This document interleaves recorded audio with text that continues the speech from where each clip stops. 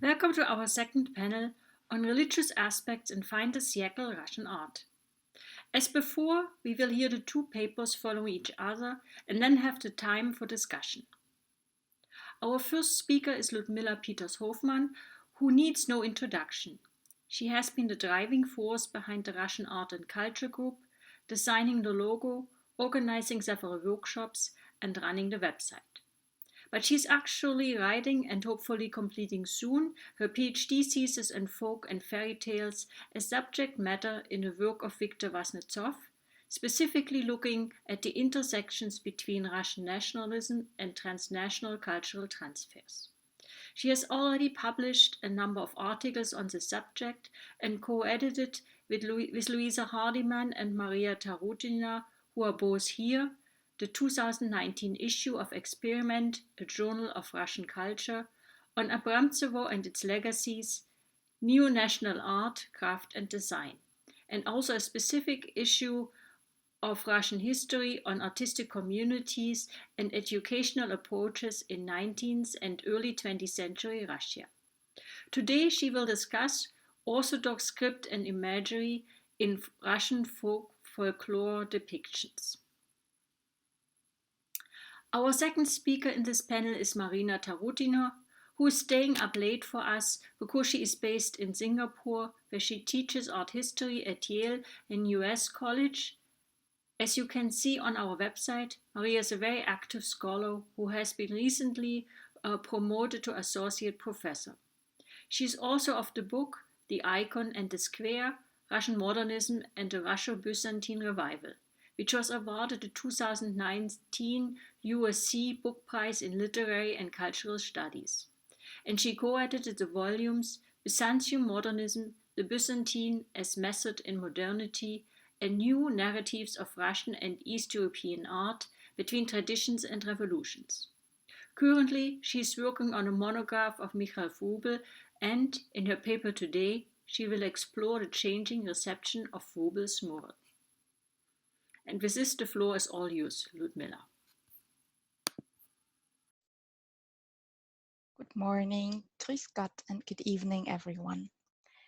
As one of the co-organizers, I would like to thank all our wonderful speakers that they took every step to this digital journey with us, starting in Cologne via Vienna to the online realms. Thank you for understanding and for your flexibility. And I also want to thank my dear co-organizers Isabel Wünsche and Klemena Antonova for jointly making this workshop one of a kind. So let's get started with my talk about uniting opposites, Orthodox script and imagery, and Russian folklore depictions. And God said, "Let there be script," and there was script. And God saw the script, and it was good. Although no one will ever find this quote in the Bible, the creation of light and script are of similar value for the cultural development of humankind. Script enabled humanity to write down merchandising agreements, memorize historical events, take notes on philosophical thoughts, express religious beliefs, record private emotions, and make all this accessible to each other. Sharing this information not only with close friends, but with everyone able to read, script is even challenging time itself by transmitting written ideas and thoughts throughout hundreds and thousands of years. Cultural identity is shaped by beliefs, memories, myth, and folklore, and by their transmission from generation to generation. Religions derived from pagan rites, in which natural phenomena were interpreted as acts of the gods, shaping rituals and traditions to pacify nature for the sake of the people's survival. Adapting ancient traditions and adding new ones gave the people comfort when converting from pagan superstitious to religious beliefs. However, the religions which are most widespread today, Judaism, Christianity, and Islam, are all based on a holy book, the Torah, the Bible, and the Quran. Collecting the essential stories of the religion in only one book written and reproducible object, supported the spreading of the word and thereby the religions themselves. However, there was a time when script was something unfamiliar for the common people. Religious stories were illustrated by images which were easier to understand by the illiterate seeking for heavenly wisdom. Saints were recognizable by their symbols or attributes, and many stories were told chronologically on the same wall, page, or panel. Eve has her apple, St. Peter his key, and the Holy Spirit is represented by a white dove. The believer was familiar with the imagery represented in churches and on icons. My talk today, however, will focus on the actual script of the manifestations of certain religious beliefs and the revival in texts included in illustrations of pagan content in late 19th and early 20th century Russia. During this time, script accompanying folklore-themed depictions often originated from Orthodox scripture, such as biblical or religious texts or scripts on icon.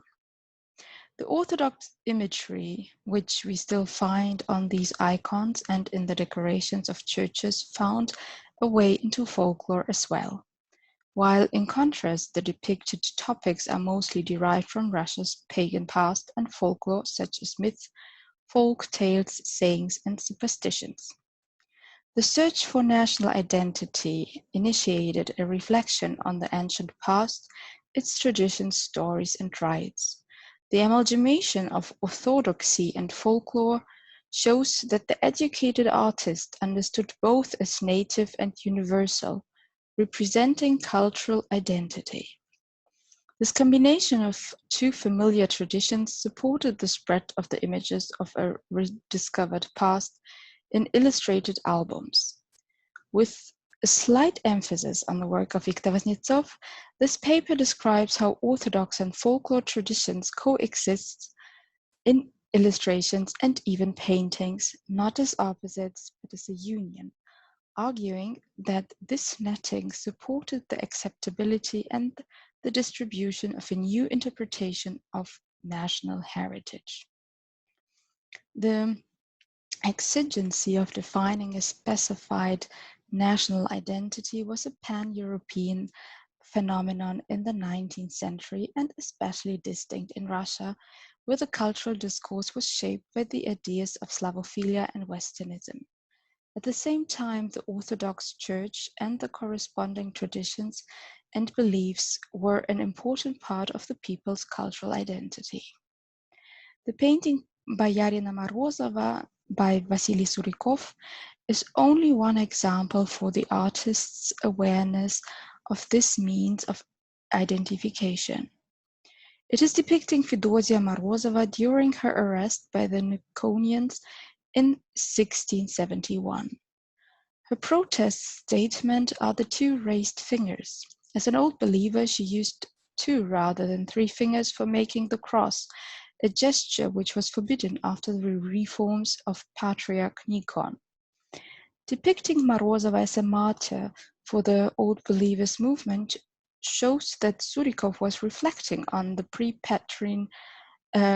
pre-reform beliefs in aim to awaken sympathy for the Old Believers among his own contemporaries. Important patrons of the arts, such as Sava Mamantov and Pavel Tretyakov, were also known for the support of this movement. Moreover, Surikov and his contemporaries were also interested in other ancient traditions, irrespective of orthodoxy and religious beliefs. They discovered that the peasants outside the big cities still nurtured old traditions, using old designs for their self-made everyday household items and following ancient proverbs and superstitions. Scholars of that time also rediscovered old myths and folk tales still distributed by bards, keeping the oral tradition of passing on stories of heroes and maidens in distress. Joining the European trend of collecting, writing down, and editing these stories, Russian scholars like Alexander Afanasyev and Vladimir Dal published their collections of tales and epics of folkloric origin during the 19th century. The resulting accessibility of былины, the Russian epic stories of old Slavic knights, the bogatirs, folk tales and other folk beliefs raised the awareness for this national heritage among the educated public and the Russian intelligentsia. Russian artists used these new sources as means of inspiration for their work and thereby contributed to their dissemination. One way of distributing these stories was the inclusion of illustrations in the publication of excerpts of these massive scholarly collections. For example, in 1875, Pyotr Petrov compiled a selection of Russian folk tales and былины with illustrations by various artists. Even though the depictions showed some national costume and ancient Russian armor, most of the images might as well be interpreted as Central European. The elements that we mainly recognize as the most Russian today are the ones imitating old Russian wood carving works and the architecture of peasant huts. Besides, on the cover, those elements can be found in some of the initials at the beginning of the text and when peasants' homes are depicted. Latter resemble the designs Viktor Gartman created for the studio in Abramtsevo. A few years later, Viktor Vasnetsov illustrated Alexander Pushkin's ballad The Song of the Wise Oleg for the celebration of the latter's 100th birthday in 1899. Besides detailed illustrations of the literary tale, Vasnetsov wrote the whole text in Church Slavonic script and used Old Russian designs for the initials. Even though Vasnetsov was a frequent visitor of the Moscow Kremlin Armory Museum and had access to pre-Petrine manuscripts, he did not need to gather different script designs since this was already included in the lavishly illustrated album Histoire de l'Ornement Rouge by Victor Butovsky, published in Paris in 1870. The choice of the Church Slavonic alphabet locates the epic story in pre-Petrine times. In 1708, Peter I introduced a new script. The reform replaced letters and eliminated several, making Russian and Church Slavonic writing distinguishable for the first time. Additional reforms and adjustments were made throughout the 18th and 19th century. The Russian alphabet gained its standard form still used today after a decree in 1917, where other seldomly used letters were excluded and orthography was simplified. Using the Church Slavonic alphabet for a text written after the reform of Peter the Great is a deliberate decision by the artist. This way he pays credit to the content of the ballad, placing it in the ancient past without actually risking that the text would become illegible to the public. Since Church Slavonic was still present in the writings on icons and in other inscriptions in the churches, most of the public was still familiar with the letters eliminated by Peter's reform almost 200 years ago. Vasnetsov often used script to create a certain atmosphere in his text-related works. In his poster for the play Black Turban, he uses 4 Arabic script for Russian text written from right to left. His artworks for the imperial family also included Church Slavonic script, especially the Древнеславянская вязь, a type of Cyrillic ornate lettering, merging the letters on different levels to create a rectangular outline. This way, the documents are emphasizing the imperial family's right to rule, referring to their ancestors and the long legitimacy in the past, connecting the Tsardom with ancient religious traditions. This form of decorative script can already be found in the Apostle of 1564, the first Russian printed publication.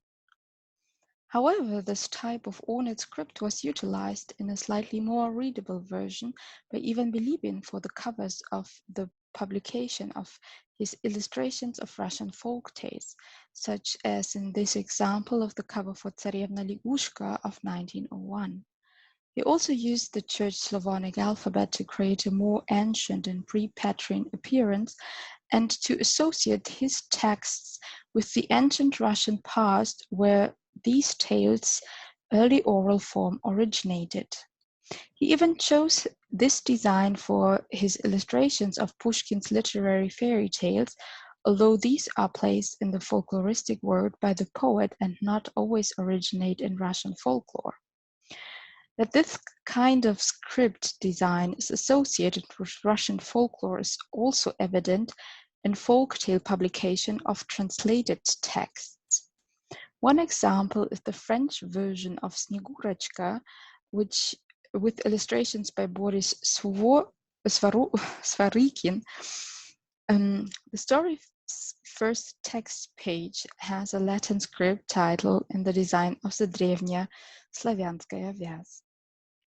Actually, it is no wonder that Church Slavonic script is associated with ancient Russian script in general, since it was the only form of written Russian text in the beginning of the comparatively young history of Slavic script and the Russian alphabet emanating from it.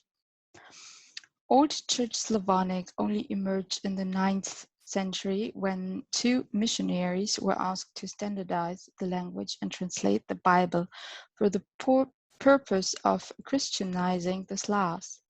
No attested writing in Proto-Slavic on which they based their work have been found yet, even though it is safe to assume that early forms already existed for centuries as a spoken language.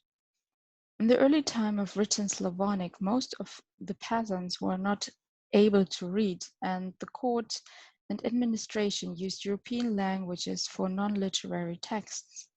Therefore, the Orthodox Church had a sort of monopole on Russian script. The urge to write in Russian on a daily basis only evolved afterwards, using Church Slavonic for illustrating the ancient past of epic and folklore is therefore even anachronistic to some extent. The epics around the Bogatirs, for instance, are set in the late 9th century, a time where the old Slavonic script was just created and was not widely distributed throughout the vast country. Depictions of ancient knights in front of even older inscriptions are the product of the artist's fantasy and the wish for a Proto-Russian script with an ancient past like the Nordic and German runes. It was Victor Vasnetsov who invented this image of a bogatyr in front of an upright stone with an ancient inscription. His painting Night at the Crossroads depicts the bogatyr Ilya Muromets on one of his epic quests. The script on the stone is actually Church Slavonic, not even the older Old Church Slavonic. An educated and literate public was therefore able to read the inscription, which declares the insuperableness of the obstacles lying in front of the knight. Other artists based their depictions on Vasnetsov's creation using different inscriptions, like Ivan Bilibin in his illustration of the folk tale of Ivan Tsarevich the Firebird and the Grey Wolf. The artistic interpretations of these pagan and folkloristic topics on large-sized canvases and their distribution through illustrations and reproductions can be seen as a result of their contemporary reception as genuine national heritage. The concomitant ennoblement of these subjects in the arts reflects how artists included folklore in their search for national identity, along with subjects for monumental, historical, or socio-critical painting. In Vasnetsov's late works, he is actually merging folkloric and orthodox elements by including religious motifs in his canvases for the poem of the Seven Fairy Tales. The unsmiling Tsarevna's palace, Tyrium, has wall decorations with figures from religious manuscripts and lubki. Vasnetsov shows the motif of the icon of the Mother of God as a pure soul on the right side wall, which opens the view to the square in front of the palace where the honest people are gathering. On the left side, the corresponding wall above the false and self-centered crowd within the palace, he adapts an image found in some lubki, the conversation between life and death, showing a bogatyr bargaining with death, symbolizing a bad character. Right above the Tsarevna's head, elements from the story of Barlaam and Josaphat are indicated, a story about free will and the choice of Christianity.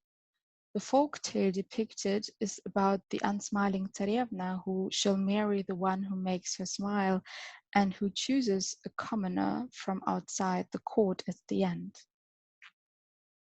However, the large-sized painting of the sleeping Tsarevna unites both opposites in the most obvious way by including a written element. The sleeping heroine lies on her altar-like bed, cursed with a long-lasting magical sleep, surrounded by her court. The background reminds of Vasnetsov's own version of the bliss of paradise seen in his sketches for the St. Vladimir Cathedral in Kiev.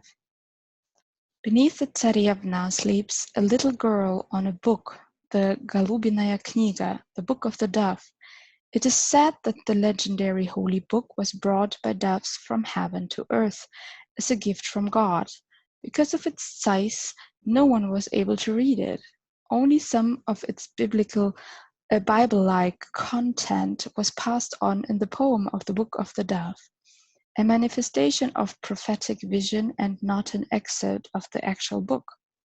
Even though it is not well recognized today, this topic was popular among Vasnetsov's contemporaries. Among other stories, the book is said to include a version of the creation of life by God. The focus of the poem's version is the connection of God and nature itself, a thought also common within the pagan view of the word. Apolinary Vasnetsov, the artist's brother, once wrote about the poem of the Book of the Dove, and I quote, "Although it is a naive form of Russian writing, it is heartfelt in its content and very characteristic for the Russian people who look at nature as a manifestation of God's will, as an emanation of it." End of quote. This legendary book, which already includes an amalgamation of Orthodox and pagan beliefs, lies open underneath the sleeping Tsarevna with a sleeping girl on it, suggesting that she was the one who was actually able to read its content, something no one else was able to do before. Connecting this book, so important for religious beliefs, to a fairy tale painting, Vasnetsov demonstrates the nativeness of religion and folklore, and corresponds to both its importance in the context of national identity and thereby the nation's origin and traditions. Due to their origin in ancient oral tradition, epics and folk tales served as means of national identification within the everyday life of people of all social classes, just like religion. The peasant population listened to these stories and tales while doing the handiwork by the fire during the long winter nights. They were faithful in their orthodox beliefs, supported by the icons they prayed to every day and the masses every Sunday. The educated and wealthy read various publications, cited Pushkin's epic poems, prayed to their exclusive icons, and enjoyed the corresponding artworks at exhibitions. Being back to the roots was on vogue. If even the imperial family held large costume balls with old Russian robe, and the French women in Paris loved the mode à la Russe, the love for the pagan national traditions could not be that bad. Like Christianity in its early days, the revival of paganism in forms of epics and folklore is using the well-known elements with which the common people are already familiar. The amalgamation is now directed the other way round. Orthodox script and imagery is used to awake associations with something old, even ancient, something which is rooted in the cultural identity of the people, something genuine and national. Thank you.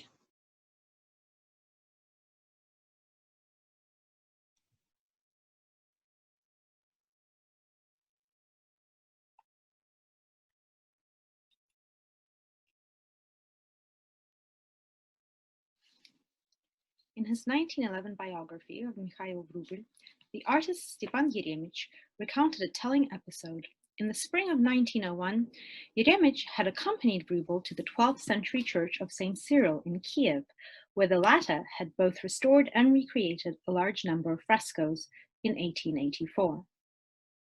Standing in front of his Angel's Lamentation mural, Vrubil observed that, quote, "In essence, this is the kind of work to which I should return," end of quotation.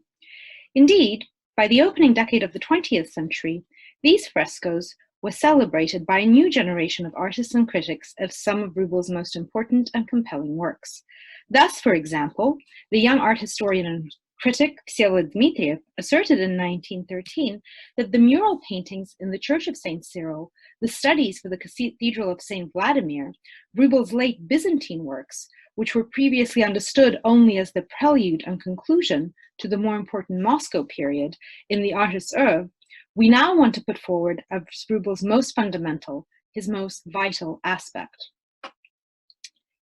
Other prominent personalities like Alexandre Benoit and Nikolai Punin contrasted Vrubil's inspired and masterful monumental murals to the, quote, "theatrical, flagrantly bad, and sweet and flabby religious works of his contemporaries, Viktor Vysnetsov and Mikhail Nesterov." However, this was not always the case. At the time of the creation, in the mid-1880s, Vrubil's works were vehemently criticized by period commentators as anatomically incorrect, poorly executed, and borderline blasphemous.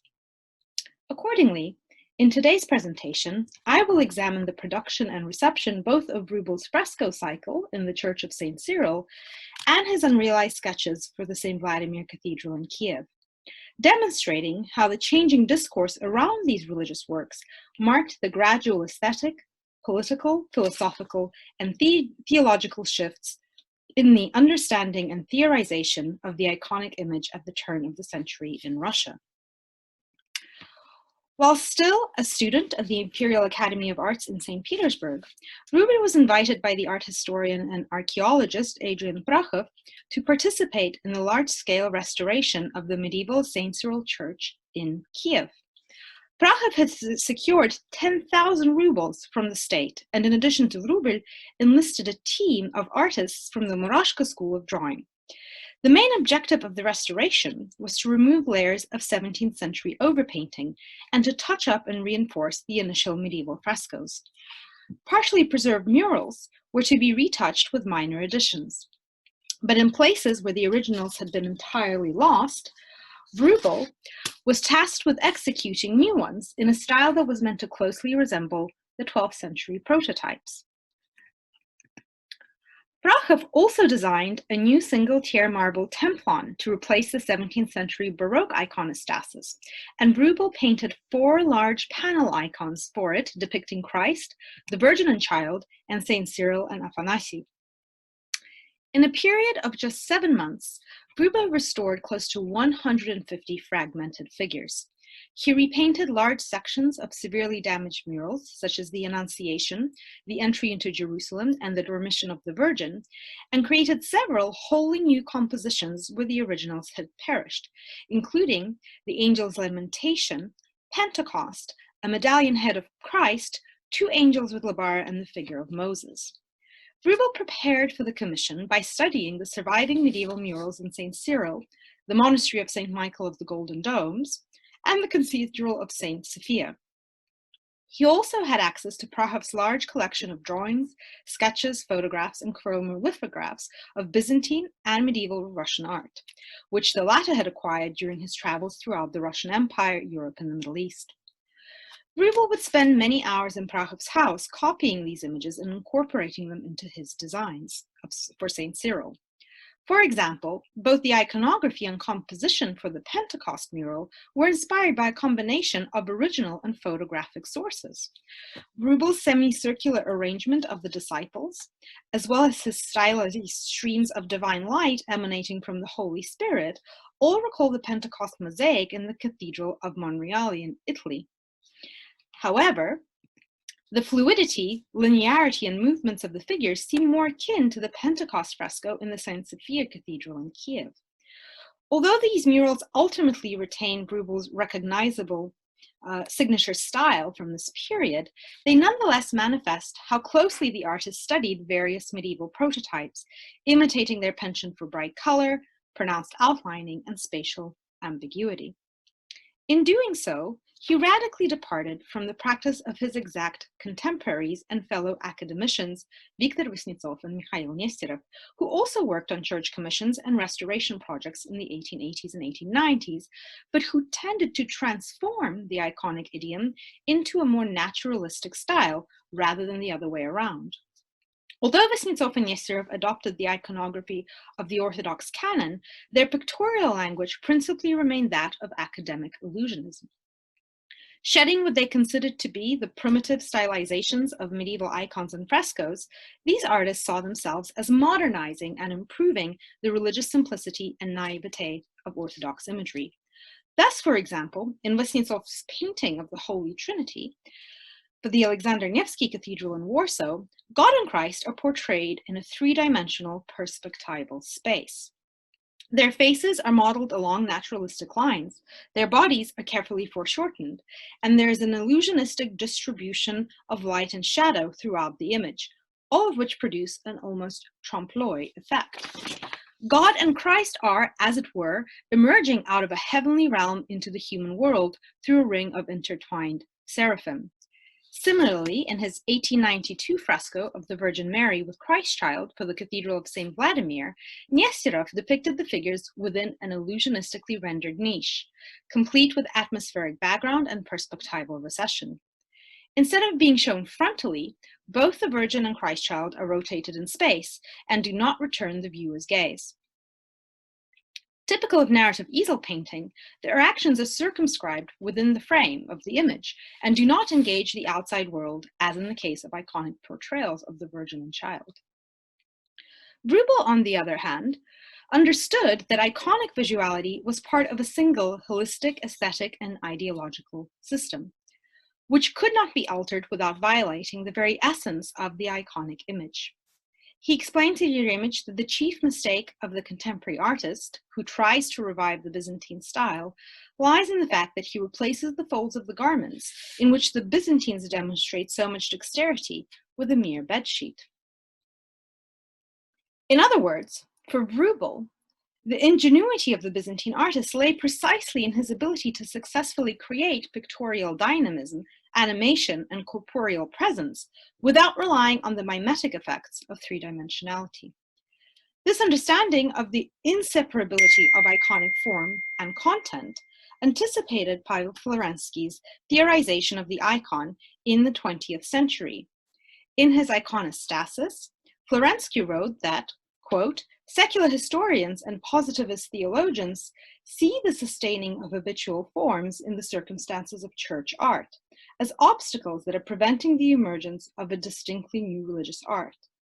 This fundamental misunderstanding of the church's conservatism is simultaneously a misunderstanding of artistic creativity itself. For the latter, the presence of a canonical tradition is never a hindrance. It is not an enslavement, but a liberation. When contemporary artists look about for human models in order to paint sacred images, then they are already proving that they do not clearly see the sacred person their imagery depicts, end of quotation. In the late 1880s and early 1890s, however, the entrenched dominance of the Imperial Academy of Arts, coupled with the newfound popularity of the Передвижники, ensured that the general public, the Holy Synod, and the official artistic establishment all favored a more naturalistic representational mode when it came to contemporary church art. It is nevertheless important to emphasize that the Orthodox Church did not indiscriminately accept all realist representations of biblical subjects. For example, Ivan Kramskoy's Christ in the Wilderness, Vasily Polenov's Christ and the Adulteress, and Nikolai Ge's What is Truth were viewed as deeply problematic, if not outright blasphemous, from an ecclesiastical standpoint, because they reinterpreted the Christian narrative from historical, archaeological, secular, and subjective perspectives that were often at odds with established theological doctrine. By contrast, although Vysnitsov replaced the hieratic qualities of Russo-Byzantine art with mimetic pictorial effects, he nonetheless closely adhered to officially approved Orthodox iconographies and compositions. His works were thus viewed as new and up-to-date in form, but traditional and timeless in content, and could therefore be sacralized as modern iterations in the icon's long evolution from the Middle Ages to the late 19th century. One period commentator went so far as to praise Kuznetsov's ability to free medieval iconic representations from, quote, anatomical deformities, which gave their figures their hideous aspect, end of quotation. He continues, the infantile art of our ancient icon painters was, of course, powerless in managing the impossible task of naturalistic representation due to ignorance and ineptitude. In the drawings of Kuznetsov, all of ancient antiquity attained a new form and a new hue.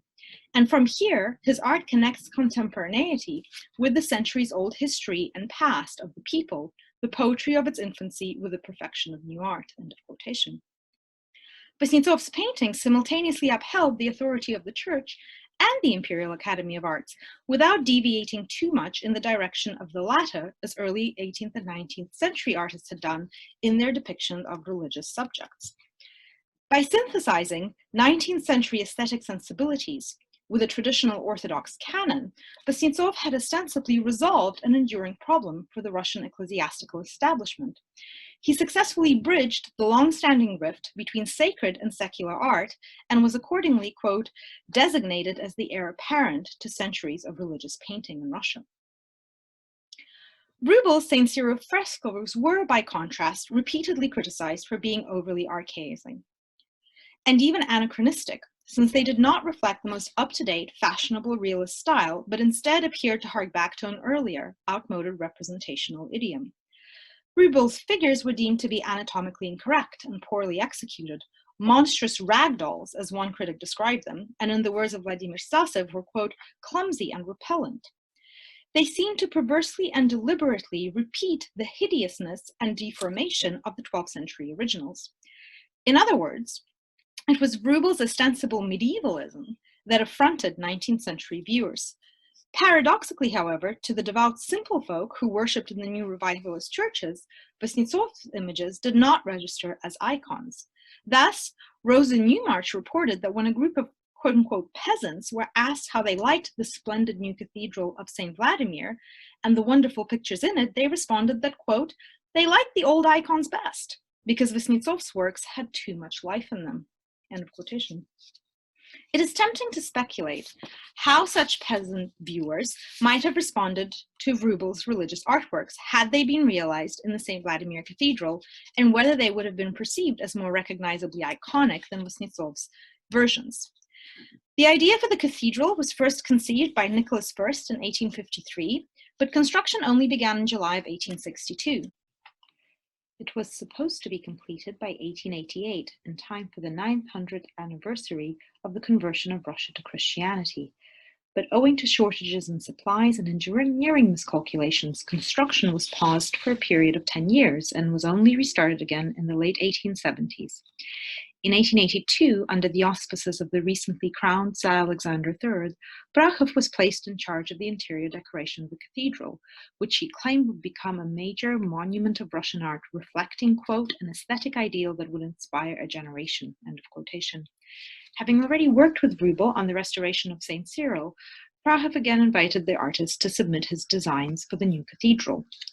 Rubel set to work immediately and produced a large number of pencil sketches and watercolor studies.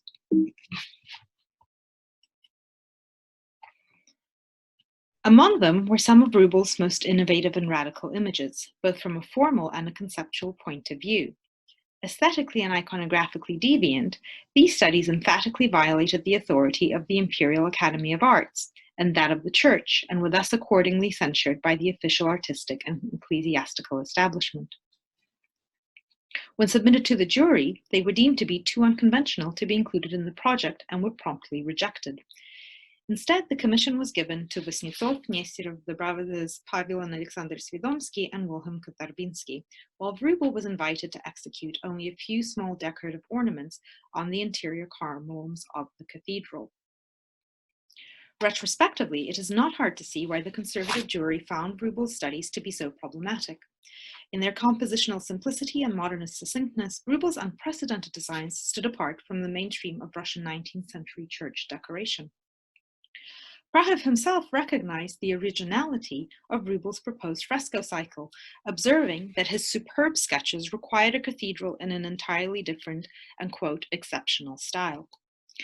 Take, for instance, Rubel's Lamentation, which showed the Virgin seated against a low horizon towering above the flat, prostrate body of Christ, the latter virtually reduced to a single greenish-white line. A diminutive cross is visible against the setting sun in the distant background, referencing the crucifixion. Two cypress trees on the right-hand side of the image rhythmically repeat the vertical silhouette of the Virgin's body. The resolutely perpendicular placement of the Virgin in relation to the horizontal Christ echoes the configuration of the cross, signaling the underlying spiritual geometry of the composition. Although Rubel did not portray Christ and the Virgin with traditional halos, the setting sun on the horizon, strategically rendered just above Christ's head, metaphorically doubles as a luminous nimbus.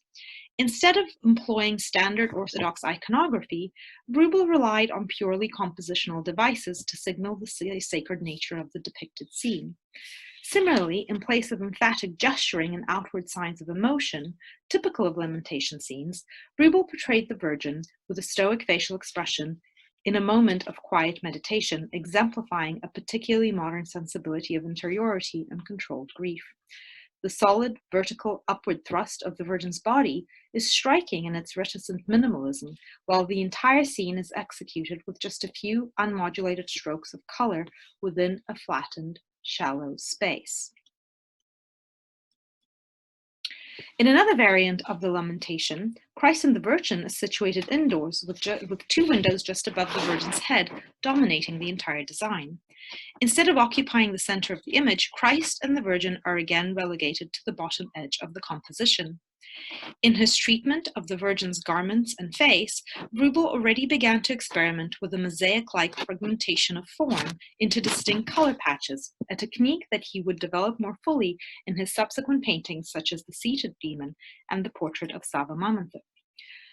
The two windows, rendered as flat, white geometric planes against a monochromatic dark background, have an almost proto-suprematist quality.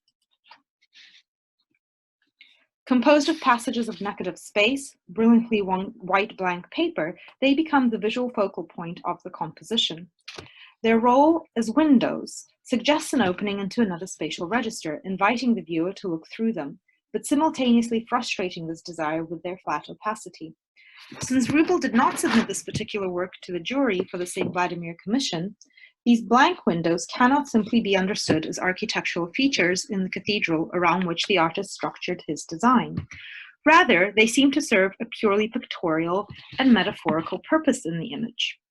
In their striking white luminosity, they were perhaps intended to function symbolically as gateways into the holy realm to which human beings do not have direct access except through the mediation of Christ and the Virgin, who are accordingly depicted in the immediate foreground of the image and closer to the viewer. Akin to the gold background of icons, these windows operate as a material reminder of the separation between this world and the one that lies beyond. In his choice of stark rectangular forms, Rubel may have been drawing on the holy geometries of Orthodox iconography, where Christ was often portrayed enthroned against a background of three large geometrical shapes: a red diamond, a blue-black oval, and a red rectangle. Rubel repeated the same visual effect in his design for the Resurrection, in which Christ is shown emerging out of a grave, framed by a stylized mandorla of simplified geometric shapes.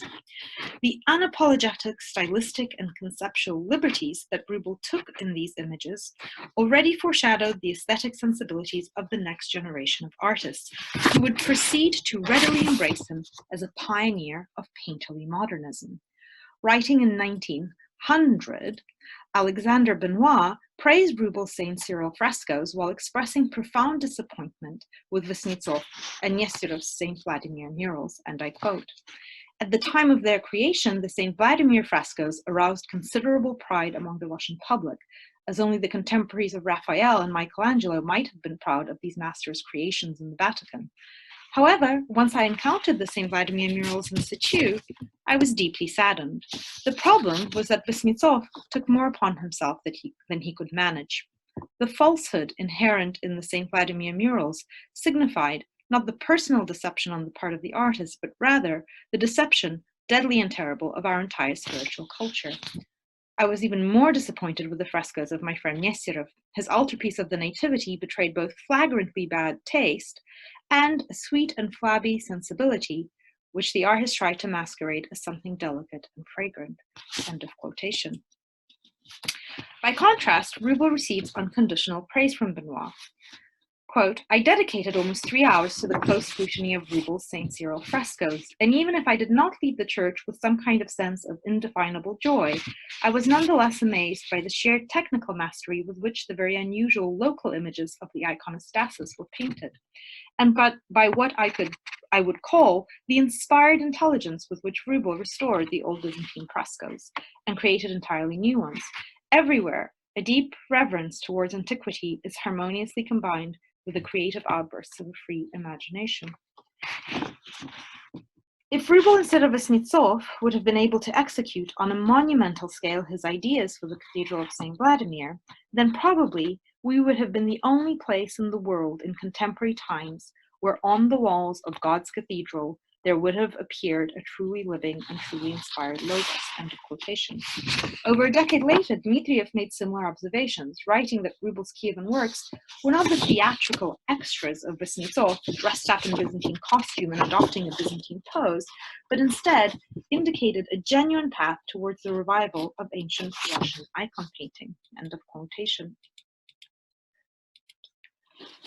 Dmitriev contended that it was precisely because Rubel had approached icon painting so wonderfully closely in his own works that his oeuvre was reassessed at the exact same moment when the Russo-Byzantine revival had reached its apogee in the years 1912 to 1915. Quote, we are witnesses of and participants in a remarkable reevaluation. Ancient Russian icon painting, till quite recently dead and superfluous for us, today attracts us with ever greater force as a wellspring of living and immediate beauty. This reevaluation, which has fundamentally transformed our tastes and our requirements of art, has also extended to Rubel. End of quotation. The avant-garde theorist Nikolai Taroutina went even further in his estimation of Rubel's Kievan works, claiming that the artist was directly responsible for the aesthetic reevaluation of the iconic representational tradition. And I quote, at the time that Rubel began his works in Kiev, there were no archaeological discoveries of, nor scholarship on, ancient mural painting, which are accessible to us today. The turning point in attitudes towards the ancient past of Russian art occurred after Rubel. In his art, Rubel himself turned out to be a pioneer of the heritage of Russo-Byzantine art, as a result of which the art of the past appeared to the contemporary gaze in an entirely different light. End of quotation. Taroutin's assertion betrayed a biased 20th century outlook and is of course inaccurate, given that scholars such as Brakhov and Nikodim Kandakov had already begun to publish their research on Byzantine and medieval Russian art and architecture as early as the 1870s and 1880s. However, as already mentioned, at that moment, public taste was still largely rooted in a naturalistic tradition of painting, and it was not until the early 19-teens that iconic representations began to enjoy much broader aesthetic appreciation.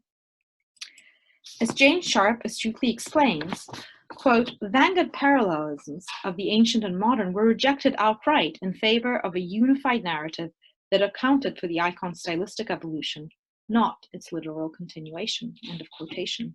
Consequently, Taroutina was not wrong in claiming that Rubel's aesthetic consciousness and worldview already belonged to the 20th rather than the 19th century. Thank you.